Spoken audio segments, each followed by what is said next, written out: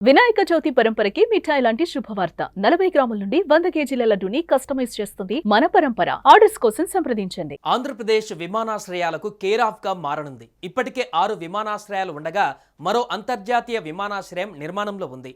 ఇప్పుడు మరో 2 విమానాశ్రయాలకు ఏపీ ప్రభుత్వం గ్రీన్ సిగ్నల్ ఇచ్చింది. ఏపీలోని కూటమి ప్రభుత్వం కొత్త విమానాశ్రయాలపైన స్పెషల్ ఫోకస్ పెట్టింది. రాష్ట్రంలో కొత్తగా 3 విమానాశ్రయాలు ఏర్పాటు చేసేందుకు సన్నాహాలు చేస్తోంది. ఇందులో భాగంగా అమరావతి, నెల్లూరు, కుప్పంలో విమానాశ్రయాల ఏర్పాటు చేయాలని నిర్ణయించింది. అమరావతి ఎయిర్పోర్ట్ ఇప్పటికే ఆమోదం పొందగా తాజాగా నెల్లూరు జిల్లా దగదర్తి, చిత్తూరు జిల్లా కుప్పంలో గ్రీన్ఫీల్డ్ విమానాశ్రయాల ఏర్పాటుకు ఏపీ కేబినెట్ ఆమోదం తెలిపింది. ఈ రెండింటిని పీపీపీ విధానంలో అభివృద్ధి చేసేందుకు ప్రతిపాదించిన ముసాయిదా ఆర్ఎఫ్పిని ఆమోదించింది.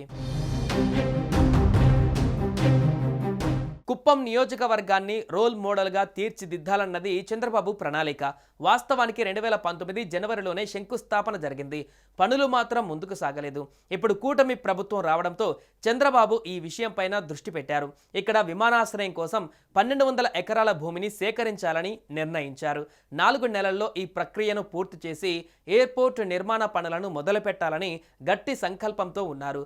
మరోవైపు నెల్లూరు జిల్లా దగదర్తిలో ఎయిర్పోర్ట్ ఏర్పాటు చేయాలన్నది దశాబ్దాల కల. ఇప్పుడు శరవేగంగా అడుగులు పడుతున్నాయి. భూమిని సేకరించే పని దాదాపు పూర్తయింది. తాజాగా కేబినెట్ సైతం ఆమోదం తెలిపారు. ప్రస్తుతం భూసేకరణ ప్రక్రియ చివరి దశకు చేరుకుంది. కేబినెట్ ఆమోదించడంతో ఆ పని మరింత వేగవంతం కానుంది. కోర్టు కేసులు కూడా పరిష్కారమయ్యాయి. త్వరగా భూసేకరణ పూర్తి చేసి రైతులకు నష్టపరిహారం ఇస్తామని అధికారులు చెబుతున్నారు. ఇక భోగాపురంలో అంతర్జాతీయ విమానాశ్రయం వచ్చే ఏడాది ప్రారంభమయ్యే దిశగా వేగంగా నిర్మాణం జరుపుకుంటుంది.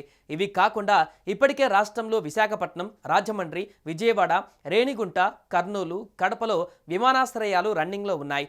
ఇప్పుడు కొత్త విమానాశ్రయాలు అందుబాటులోకి వస్తే మొత్తం 10 విమానాశ్రయాలు కలిగిన రాష్ట్రంగా ఖ్యాతి దక్కించుకుంటుంది.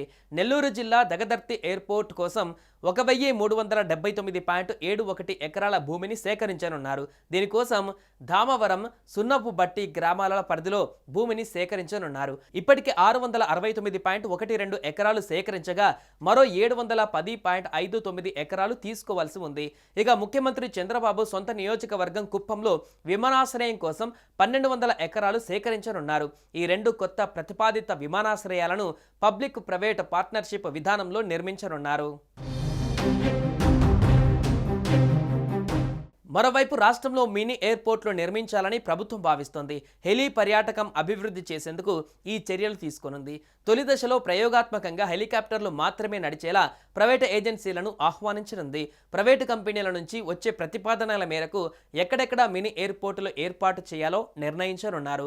విశాఖపట్నం, విజయవాడ, శ్రీశైలం, అరకులో మినీ విమానాశ్రయాలు ఏర్పాటు చేయనున్నారు.